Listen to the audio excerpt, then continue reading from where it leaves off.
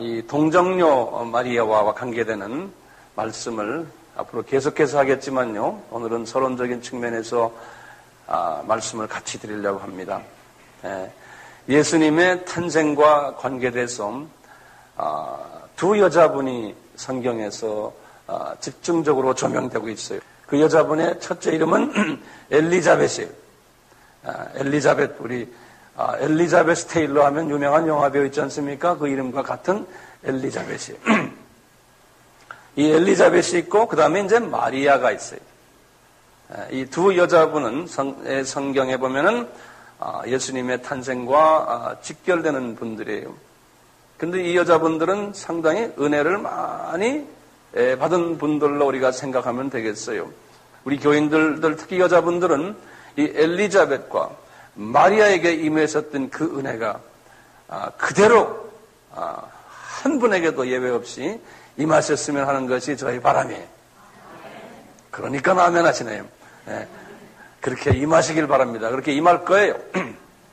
그러면 하나님이 어떻게 이렇게 임하셨는가? 이게 보면요. 이게 우연이 아니에요. 절대로 우연이 아니에요. 하나님이 다 계획을 하셨어요. 아담이 죄를 지은 그 순간부터 하나님이 다 계획하셨는데 많은 여자들 중에 이 두 여자분을 하나님이 특별히 잡으셔가지고 은혜를 베푸셨어요. 많은 여자 중에서. 우리도 마찬가지 아니에요? 이 많은 여자 중에서 정말 우리 한빛의 우리 여자들은 이 은혜를 받았으면 하는 것이 저희 간절한 소망이에요. 이분들이 어떻게 은혜를 받았나? 그 말씀하기 전에 어떻게 하나님이 이렇게 이분들을 여기까지 이끌어왔나 이거. 하나님께서 이끄시는 방법을 보면 말이죠. 우선 그리스도 예수께서 인간으로 성육신 하시기 전에 한 여자를 사용하신다. 그 여자가 마리아인데요. 그 방법도 동정녀 마리아, 우리 다 아는 소리 아닙니까? 이렇게 하시면서요. 항상 하나님은요, 어떤 일을 하실 때 준비 과정을 하는 준비하는 사람들이 또 있어요. 항상 그래요. 그래서 우리가 무슨 일을 할 때 항상 준비 기간이 있어요. 모세도 80년을 하나님이 준비시키시고, 바울도 30년 더하기 10년에서 40년을 하나님이 준비시켜서 하나님의 귀한 일을 이루듯이 우리의 삶 속에서도 마찬가지지. 어떤 사람은 10년, 20년, 30년, 40년, 50년을 하나님이 준비하시는 경우도 있어요. 그러니까 우리는 그 과정 속에서 있기 때문에 똑같이 이 예수 그리스도의 탄생을 준비하셨던 분이 누굽니까? 세례 요한이에요. 세례 요한이에요. 근데 세례 요한은 그 자체 그 분만이 준비하신 분이 아니에요. 세례 요한은 선지자 중에 선지자거든요. 제일 마지막 선지자예요. 예수님 오시기 직전에 선지자거든요. 그 전에 선지자들은 성경에만 최소한 17명이 있어요. 대선지자, 소선지자 있어요. 그래서 구약에 나오는 모든 선지서들이 예수를 준비케 하는 일들을 해온 사람들이에요. 그 중에 제일 마지막 선지자인데요. 이 선지자가 마지막 선지자가 계실 것을 이미 하나님이 선지자 중에 이사야 선지자에게 말씀하셨어요. 그래서 광야에서 들리는 소리가 있는데 광야에서 역청과 메뚜기를 먹으면서 이분이 이런 예수님이 오실 것을 준비할 것이라는 말씀을 쭉 하셨어요. 그리고 마지막 선지자인 말라기 선지자에게 분명히 말씀하셨어요. 엘리야의 영을 가진 엘리야는 벌써 말라기 선지자는 BC 주전 400년이지만 엘리야는 주전 950년이거든요. 그러니까 450년 전에 있었던 그분의 심령을 가지고 오는 한 엘리야가 예수님 탄생 전에 있겠다는 거예요. 근데 그 엘리야가 누구냐면 사도 요한이 아니고 무슨 요한이에요? 세례 요한이에요. 그래서 이 세례 요한에게 이제 하나님께서 예수 그리스도의 그 오심을 이제 길을 닦는 일을 할 텐데 이것을 하는 과정 속에서요. 하나님이 이미 다 예정된 건데 그 과정 속에서 하나님이요. 이 세례 요한의 누구의 아들로 태어나게 하십니까? 사가랴라는 하나의 선지자예요. 이분은 제사장이에요. 그 구약의 제사장들은요. 때를 따라서 본인이 예루살렘에서 제사를 드리는 그 자기의 반차가 있어요. 자기의 그 짭이 있어요. 아는 말하면 순서가 있어요. 근데 이분이 그 일을 하려고 들어갔을 때 이제 하나님이 나타나셨어요. 이제 사자가 나타났죠. 가브리엘 천사가 나타났잖아요. 하면서 아기가 줄 거라는 거예요. 그러니까 이분과 이분의 부인은 뭐라고 말했어요? 아브라함하고 똑같아요. 뭐라고 말했어요? 나 늙어서 이제는 아이 못 낳습니다. 그랬어요. 아브라함도 마찬가지예요. 그러니까 패턴이 똑같아요. 항상요. 왜 그런 말을 하게 했어요?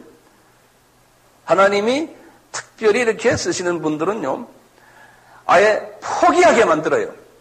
네. 아이를 아예 못 낳게, 다시 말하면 나는 이제 아이 못 낳는다. 나는 포기했다. 그 포기했을 때 하나님께서 역사를 하세요. 네. 이미 다 길 가셨지만 하나님이 포기 단계까지 가도록 상황을 만들어 놓은 다음에 하나님이 내가 너에게 은혜를 주겠다 그러는 거예요. 네. 우리 삶 속에서도 마찬가지예요. 네. 하나님이 이렇게 하신 다음에 이제 아기가 나왔지 않습니까?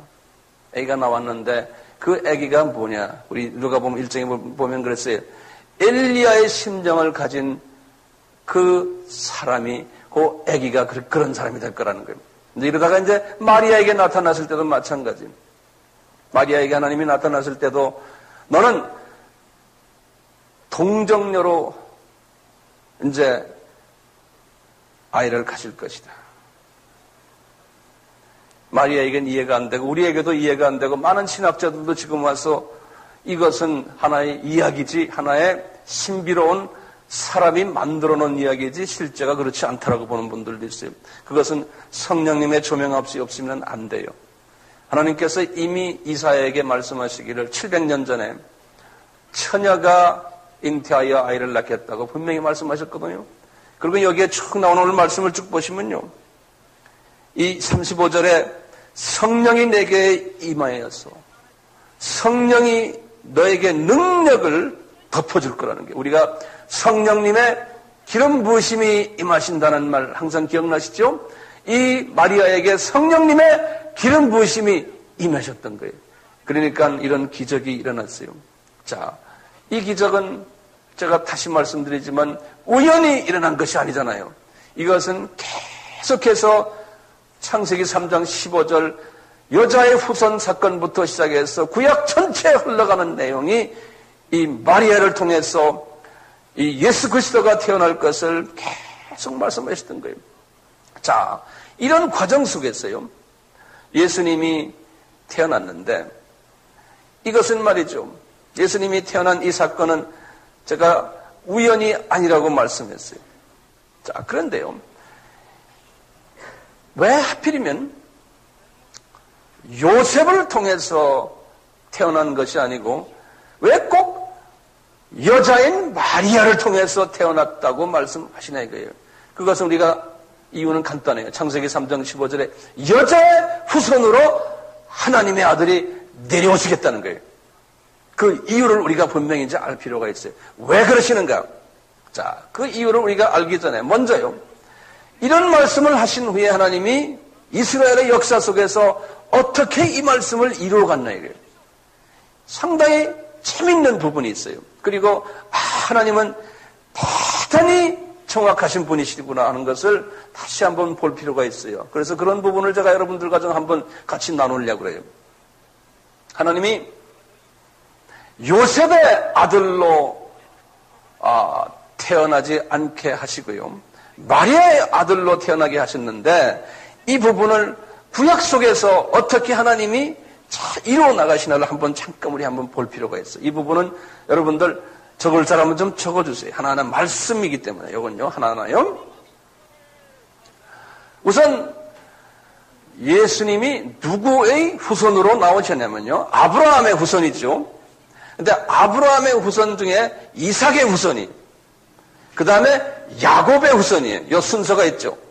그런데 야곱의 아들이 12아들인데요. 그 중에 어느 아들로 나오십니까? 네 번째 아들인 다윗. 네 번째가 누굽니까? 유다의. 네 번째 아들이 유다의 자손으로 예수님이 나오실 것을 하나님이 야곱에게 예언했어요. 야곱에게. 그 야곱이 12 아들들을 축복을 할 때, 네 번째 아들인 유다를 축복을 할 때 그렇게 말씀을 했어요. 유다야, 너는 창세기 49장 말씀이에요. 49장 10절의 말씀이에요. 요거는 하나하나 다 기억해 두시길 바랍니다. 너에게서 치자 지팡이가 너에게 있고 실로가 오시기 전까지 너희 모든 백성이 너에게 복되기. 이게 무슨 말이냐면 제가 언젠가 자세히 하겠지만 오늘은 그냥 이 정도로 하세요. 유다야, 네 후손 속에서 왕이 나오겠다는 거예요. 왕이. 유다에게 말하는 거예요. 자, 그게 약간 주님이 오시기 약간 2000년 전 이야기거든요. 네 후손 중에서 왕이 나오는데 그러다가 이스라엘이 이제 왕이 필요하다 할 때가 그때부터 약간 주전 1000년 정도예요. 그때 이스라엘 민족들이 자, 우리가 이제 왕을 하나 삼읍시다 해서 그 왕을, 첫 왕을 삼은 그 왕이 누굽니까? 사울 왕이에요. 첫 왕은 이스라엘의 첫 왕이에요. 그런데 분명히 사울 왕이면은 첫 왕이 유다 지파가 돼야 되는데, 네 번째 아들의 지파가 돼야 되는데, 이 사울 왕은 누구의 지파입니까? 베냐민 지파예요. 베냐민 지파. 사울 왕은. 이거 다 외워두세요. 예, 이거 다 외워두세요.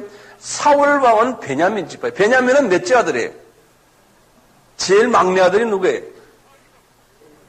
베냐민이죠. 그렇죠. 예, 그러니까 12번째 아들의 후손이 사울 왕이에요. 그러니까 하나님의 말씀이 가다가 끊겨버린 거예요. 임금이 되려면은, 왕이 되려면은 유다 쪽에서 나와야 되는데, 이게 어떻게 베냐민 쪽에서 나온 거예요. 베냐민 쪽에서. 그러니까 사울 왕은 하나님이 허락한 왕이 아니에요. 그런데 보세요. 우리 목사들도 마찬가지예요. 사울 왕은 왕으로서 기름 부음을 받았어요. 그러니까 안수받은 왕이에요.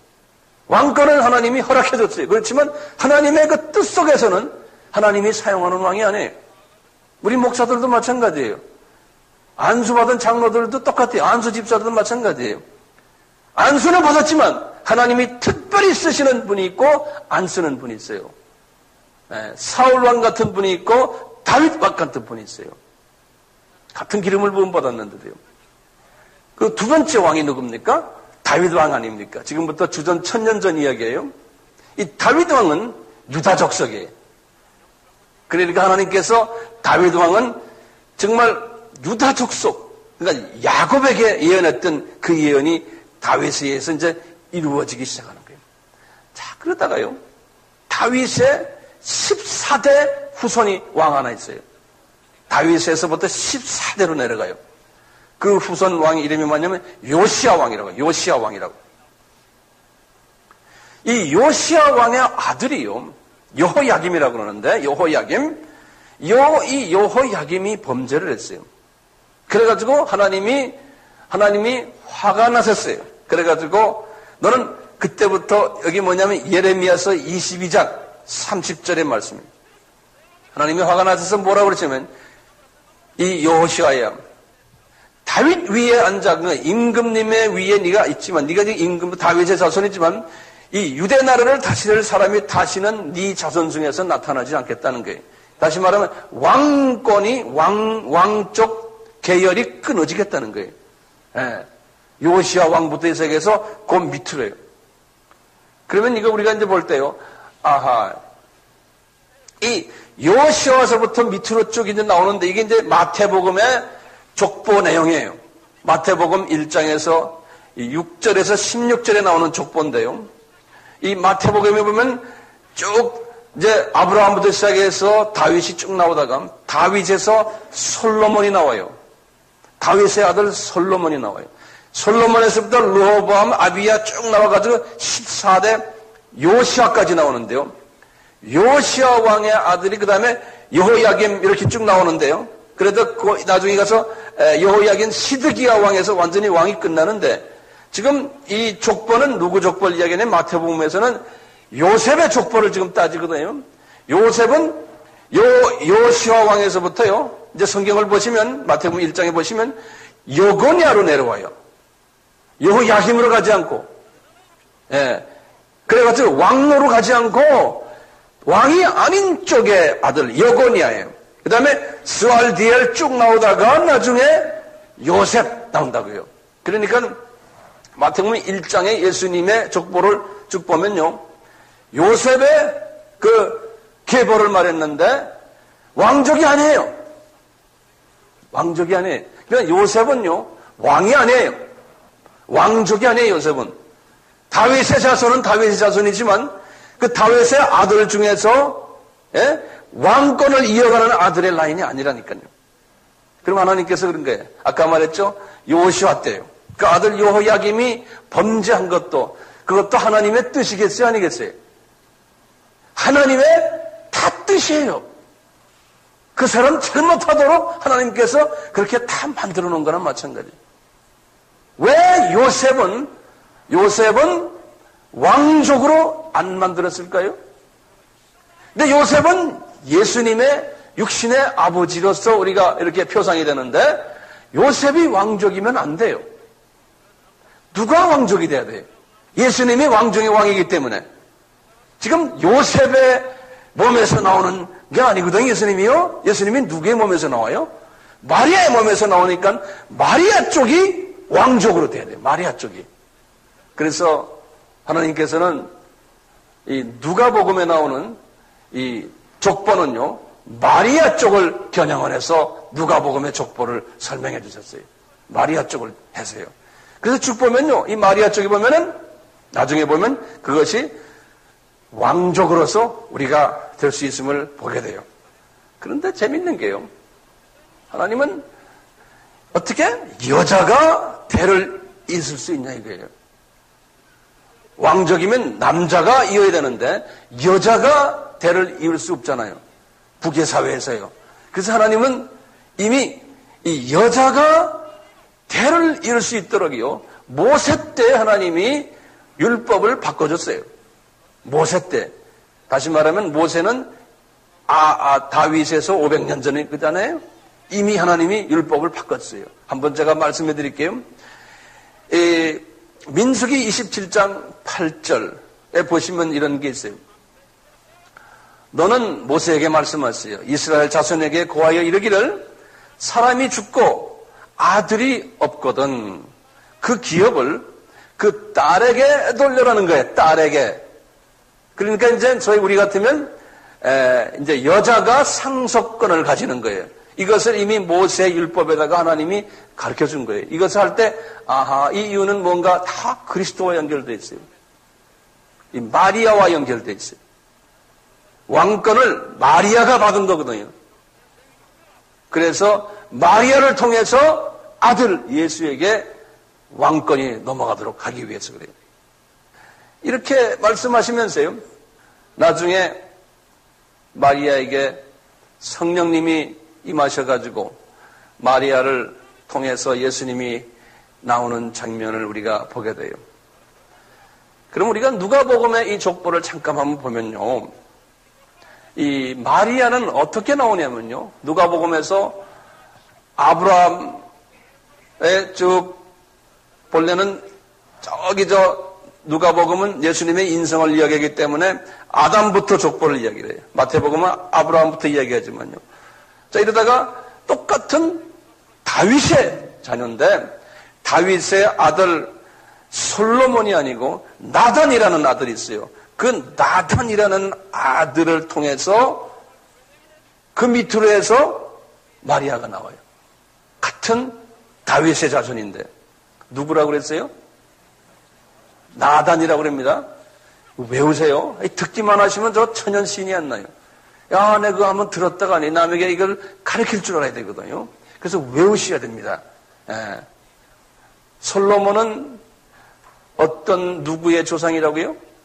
솔로몬은 다윗의 아들 솔로몬이 있고 그 계보는 누구라고 그랬어요?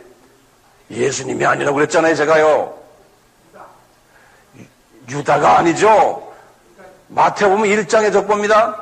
솔로몬을 쪽에서 누구예요? 요셉이, 요셉. 예. 근데 중간에 왕권이 중간에 가서 요시아 때 끊어졌다고 그랬잖아요. 됩니까? 그런데 누가복음은 뭐예요? 다윗이 있고 다윗의 아들 솔로몬 말고 누구예요? 나단이에요. 나단의 다윗의 아들 중에 하나들이에요. 나단을 통해서 흘러내려오는 거예요. 그래가지고 그것이 누구예요? 마리아예요. 근데 성서에 보면요, 쭉 나오다가요,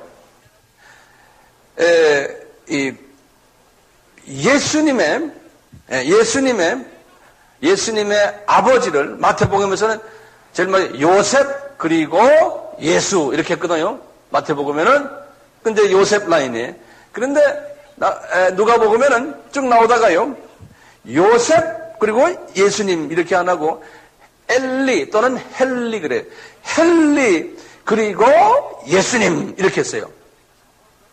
이게 달라요. 사람 이름이. 이 헬리가 누구냐면은 마리아의 아버지예요.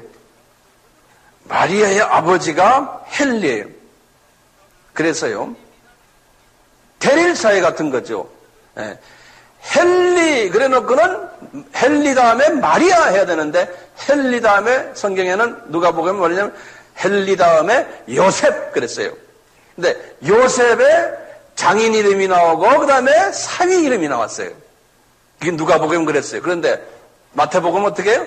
요셉 나오고 그 다음에 예수님 이렇게 나왔어요. 그건 진짜 요셉 라인이에요. 이쪽은 쭉 나오다가 북의 사회니까 실은 마리아 전에 누가 나와야 되냐면 헬리가 나와요. 헬리 그 다음에 마리아 그 다음에 예수님 그래야 되는데 그게 아니고 헬리 요셉 사위 이름을 집어넣었어요. 그 다음에 예수님 그랬어요. 성경을 자세히 보면 그렇게 돼 있어요. 자, 이 요셉이 예수님의 부친이 될 수 없는 이유를 제가 이렇게 설명해 줬는데요. 여러분들, 예수님께서 왜 이렇게 해요? 여자의 후손의 방법을 택했을까요? 다른 방법이 없을까요? 이분은 무서부재 전지전능 하신 분이기 때문에 하늘에서 천군 천사들을 데리고 말이죠. 위엄과 권능을 가지고 이 세상에 오실 수도 있어요. 그리고는 정말 왕의 왕으로 말이죠. 탁 나타나셔가지고 얘들아 내가 하나님이다. 그래가지고 이분이 사람들 앞에서 너희들 내 앞에 경배해라 하고 무릎을 꿇게 하고 사람들이 덜덜덜덜 떨고 말이죠. 이런 분으로 나타날 수 있어요. 나타나셔서 말이죠. 그냥 천군 천사들 저기다 막 명령을 하고 지진을 막 일으키게 하고 말이죠. 그냥 뭐 천둥도 일어나게 하고 그냥 기적을 막 일으키면서 영광의 빛을 가지고 나타날 수도 있어요.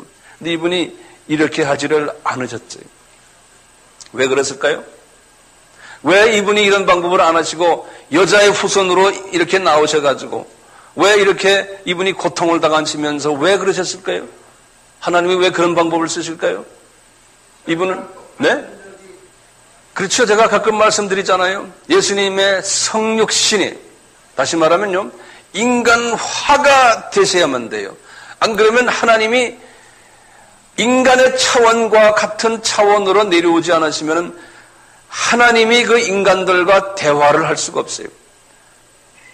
내가 개미가 되어서 개미와 이야기하지만 내 마음을 그래도 어느 정도 전할 수가 있죠. 개미가 되어야지만요. 개미 말로, 개미 단어로, 개미 표현으로 말할 수 있지 않습니까?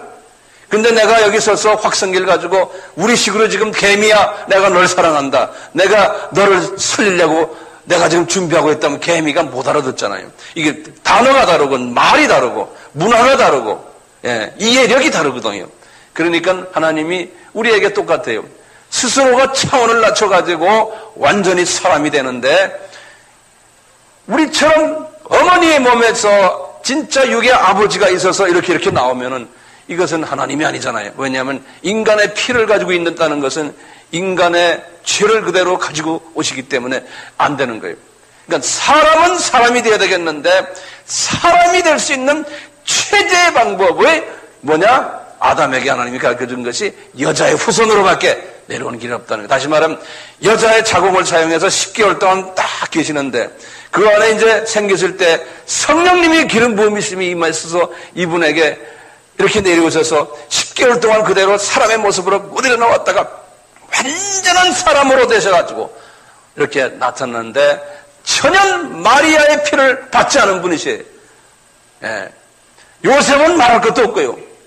그러니까 상징적인 마리아의 자손이지만 우리 예수님은 여자여 내가 당신과 무슨 상관이 있냐는 예.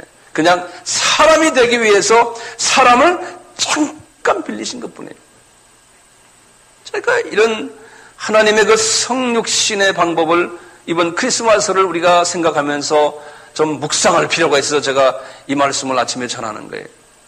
하나님이 자기의 그 마음을 이분은 수준이 높으시고 영성이 탁월하시고 차원이 훨씬 높으신 분이 저 차원의 사람에게 나타나실 때 그분에게 자기 스타일로 하지 않으시고 완전히 자기의 하나님의 모습을 다 포기하시고 사람의 모습이 되셔서 그분에게 가서 얘야 내가 너를 사랑한다 이렇게 말씀하시는 거예요. 그러니까 이분은요 인간 역사 속에 내려오시기 위해서요 하나님의 모든 속성을 다 포기했다고 그랬어요. 그래서 자기를 비웠다고 그랬어요. 이 마음을 우리 보고 가지라는 거예요. 빌립보서 2장의 말씀에 너희들은 예수의 마음을 가지라는 거예요. 주변의 사람들 이렇게 보고 혹시나 나와 정도가 다르고 나와 생각이 다른 사람이 있으면 내 생각을 거기에다가 대입시켜서 그분의 입장 속에서 이야기를 해주라는 거예요. 항상 그렇게 하라는 거예요. 그것이 예수님을 닮아가는 사람이라는 거예요. 항상 수준을 낮추라는 거예요. 그러니까 그분을 이해해 주라는 거예요. 우리 하나님이 그렇게 하셨다는 거예요. 어떻게 하셨습니까? 우리 예수님께서 사복음서를 여러분들 읽으시면서요. 그분의 이 성육신의 모습을 이번 특히 크리스마스를 기해서 여러분들 좀 깊이 묵상해 주시길 바라요. 이분은요. 하나님이신 이분이 말 구유에서 일부러 태어나시고 냄새나는 거기에서 일반 인간들도 하지 않는 부분에서 하나님이 그렇게 낮아지신 거예요. 왜? 내가 하나님이지만 너희들을 사랑하기 위해서 내가 이렇게 낮아져서 임금으로 오는 것이 아니고 낮아져서 그래서 아무나 나하고 와서 대화할 수 있는 그러한 수준으로 이분이 자기 자신을 낮춰놓은 거예요. 네. 이렇게 하시면서요. 이분은 그 나라 사람들의 샌들을 신고 다니고 그 나라 사람들의 음식을 잡수시고 그 나라 사람들의 머리 스타일로 하시고 그 나라 사람들의 방언을 하시고요. 그것도 사투리 말이에요. 아람어라고요. 예? 그 나라 사람들의 전통 문화 속에 들어가시고 그 나라 사람들에게 가르쳤던 구약의 모든 절기들과 구약의 모든 규례와 가르치심을 본인이 가르쳐줬는데 그 사람들에게서 그 보고는 그대로 따라하시는 거예요. 그러니까 보통 겸손하신 분이 아니세요. 본인이 주인이신데 주인 행세를 하지 않으시고 그 문화 속에 들어가서 주님이 그분들이 하는 방법을 그대로 하는 거예요. 예화도 그 문화 속에서 쓰는 예화를 쓰시고 예. 모든 방법을 그 사람들의 스타일로 하시는 거예요. 이것이 우리에게는 얼마나 중요한지 몰라요. 우리 크리스찬들은요. 예. 내 스타일이 아니고 항상 이웃의 스타일로 내가 낮아지는 연습하는 거예요. 그래야지만 내가 가지고 있는 진리를 그분들과 나눌 수가 있어요. 말도 어려운 말씀은 안 되고 예수님의 그 사복음서에 보면 항상 쉬운 말로 하나님이신데 말을 만드신 분이 그분이신데도 이분이 항상 그 낮은 사람들을 향해서 그 나라의 그 아주 사투리를 써가면서 아주 낮은 수준의 말씀을 하셨어요. 특히 이제 제가 이제 말씀을 전하는 제 자신을 이렇게 보면서 이렇게 또 명색이 뭐 소위 뭐 학자라 그러고 뭐 목사라 그러고 이러다 보면 유명한 말, 고상한 말, 고상틱한 말들 이런 말을 계속 쓰려고 하는 그러한 것이 있어요. 그렇지만 주님 저는 그렇게 하게 하지 않아요. 좀 쉬운 말로 예화도 쉽게 여러분 수준에 맞게끔 하려고 하는 것이 주님의 마음이고 그러니까 항상 쉽게 하려고 노력하고 그러다 보면 어떤 때는 말 실수도 좀 해요. 너무 쉽게 하다 보니까요. 그건 다 이해해 주시길 바라고요. 우리가 항상 낮아지려고 하는 그 수준으로 내려가려고 하는 그러한 마음을 가져야 돼요. 그러니까 이 마음이 말이죠. 우리 같이 신앙생활을 하면서도 이렇게 교회 와서 이렇게 주변을 보면서 아무개 집사님, 아무개 저 자매님, 아무개 형제님이 좀 나보다 수준이 좀 낮아졌구나. 영적으로 지금 오늘 보니까 좀 시험받고 좀 이랬구나 하면 어떻게 가서 위로해주고 그 수준으로 내가 내려가서 같이 두드려주고 이래줘야 되는 거예요. 그것이 우리 몸에 배 있어야 돼요. 예, 우리 몸에. 바깥에 나가서도 마찬가지. 자칫하면 우리 이 기독교라는, 특히 종교라는 건요, 조금 알면은 교만해지게 돼 있어요. 이 교만하다는 건 뭡니까? 이걸 이 성육신의 마음을 깨달은 사람은요, 이 교만하다는 사람을 보면 어린아이구나. 예수를 몰라서 그렇구나, 저 사람이. 뭐 줄뿔 조금 안다고 뿌리 하나 약간 나온 걸 가지고 나왔다고 폼재는 게 그 교만해요. 네. 이 깊은 주님의 뜻을 알고 나면요, 이 교만해질 수가 없어요. 점점 낮아져야 돼요. 이 주님을 깊이 알면요. 그래서 우리가 이번 이 크리스마스 때를 생각하시면서, 아, 하나님이 겸손하셔서, 겸손하시단 말은 그냥 겸손이 아니, 우리에게 하나님의 아버지 사랑을 전해주기 위해서, 알아듣지 못하는 사람들에게 알아듣게 하기 위해서 이분이 낮아지고 그 수준으로 내려가셨구나. 이분이. 예? 그래서 인간의 방법 중에서도 가장 낮은 인간의 방법으로 이분이 우리에게 접근하시는구나. 왜? 하나님의 사랑을 쉽게 이해시키기 위해서요. 예? 쉽게 이해시키기 위해서.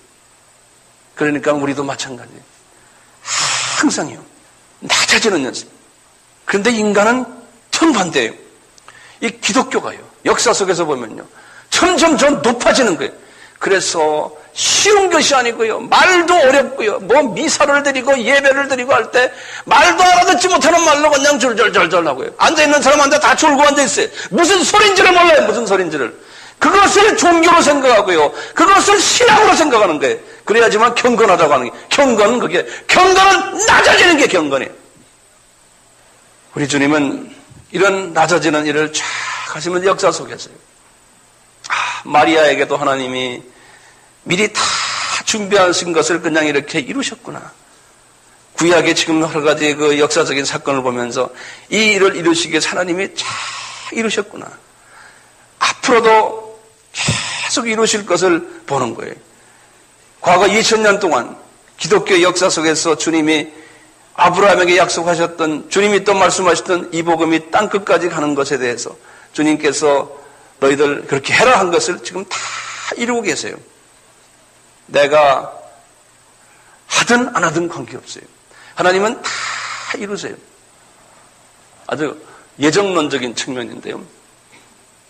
그러니까 이제 세계가 지금 복잡하게 흘러가고 있고 예수님의 재림이 가깝다고 우리가 이야기하고 있고 이런 모든 과정 속에서요.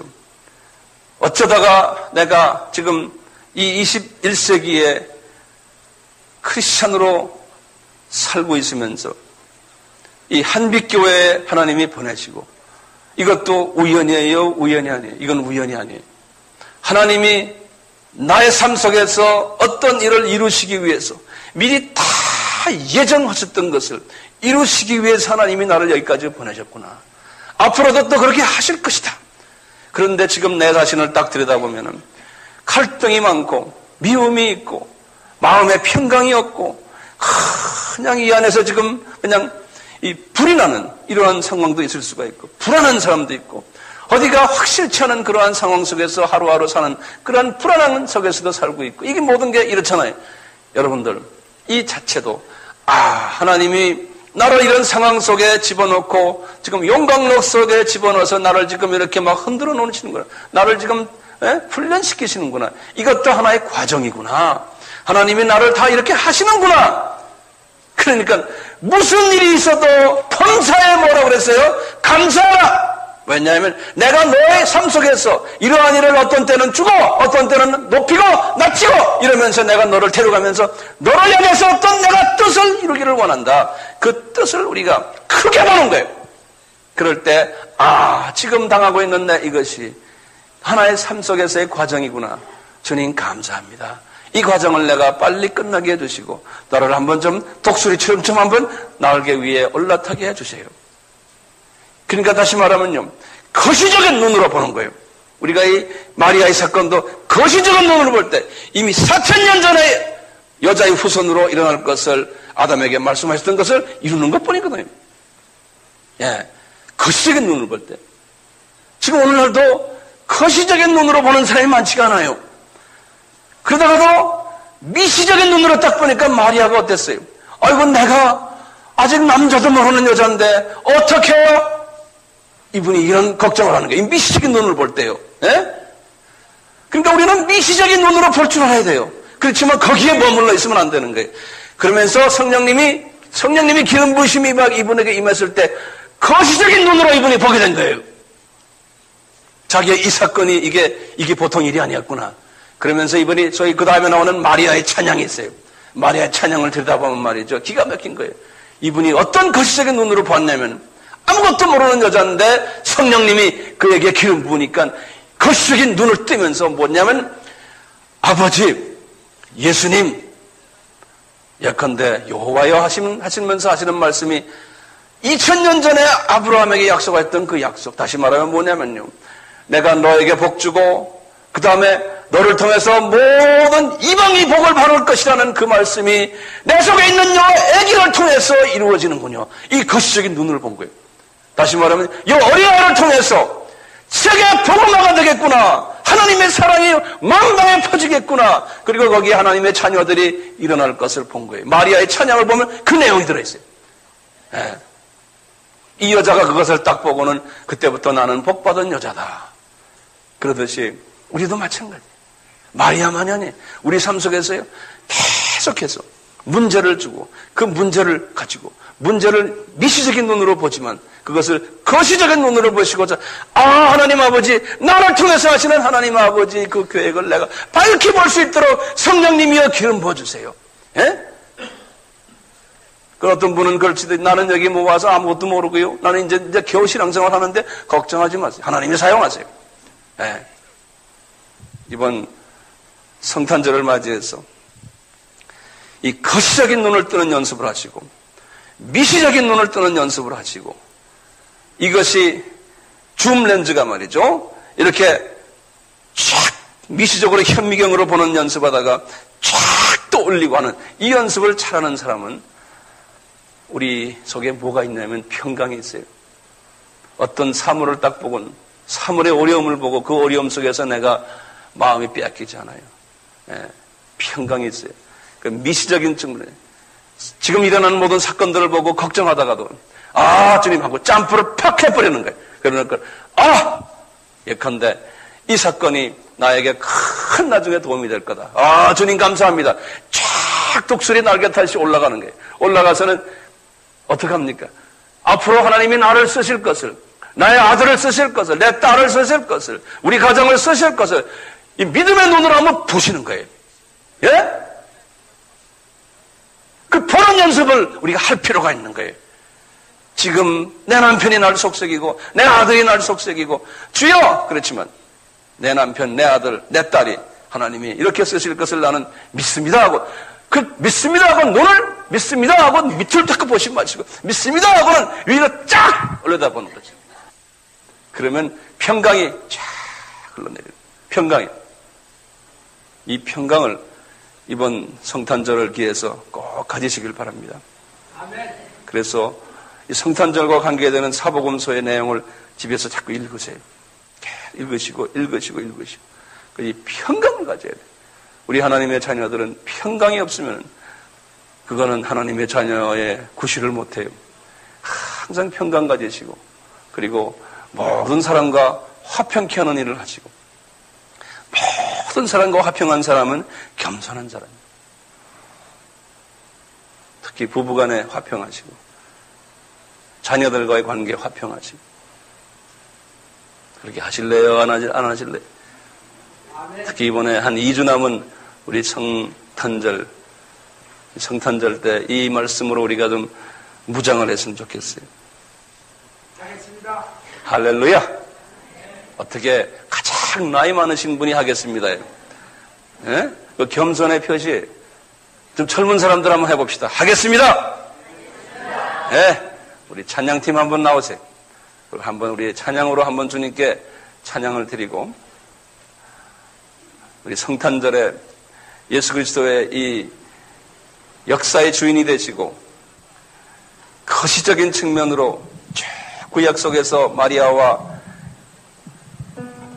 요셉과 엘리자벳을 사용하셨던 것처럼 또 거시적인 측면만이 아니라 미시적인 측면에서 그분들에게 나타나셨던 것처럼 특히 마리아에게 이 거시적인 눈을 또 뜨게 하셔서 걱정을 잊어버리게 하고 내가 하나님의 은혜를 받은 자구나 이 고백을 할 수 있는 마리아가 된 것처럼 우리에게도 날로 이 두 가지 시각을 가지는 그러한 사람들이 되기를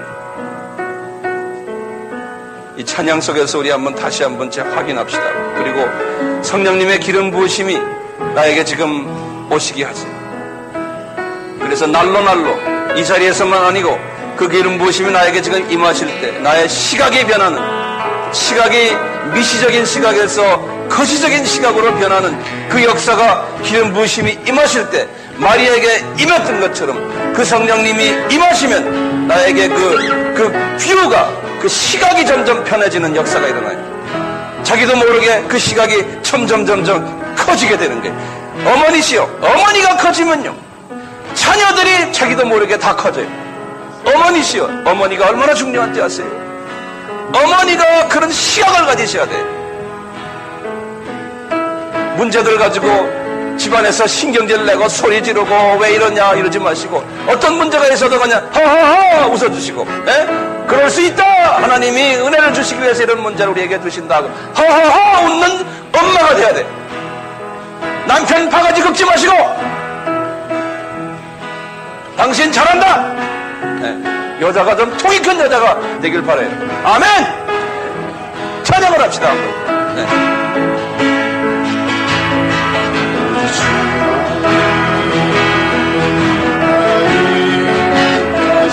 성령님의 기름 부으심을 받으세요. 두 손 들고 찬양합니다.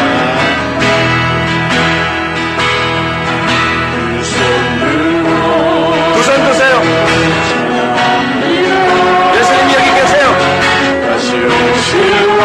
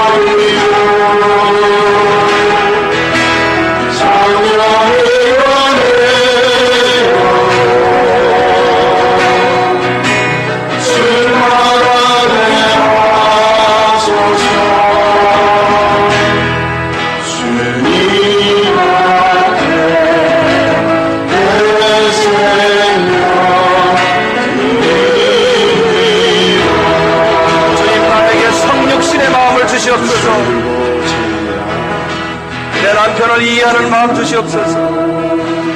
내 아들, 딸들을 이해하는 마음 주시옵소서. 그들의 수준으로 내가 내려가게 도와주시옵소서. 그 마음을 가질 때 기적이 일어나요.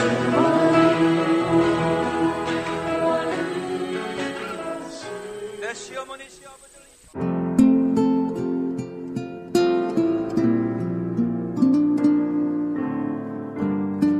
본 설교를 들으시고 아미교회 황용현 목사의 설교 테이프 구입을 원하시는 분은 경기도 용인시 동천동 187번지 아미교회 전화번호 031-265-1455 지역번호 031-265국에 1455번으로 문의하시면 자세히 안내해 드리겠습니다.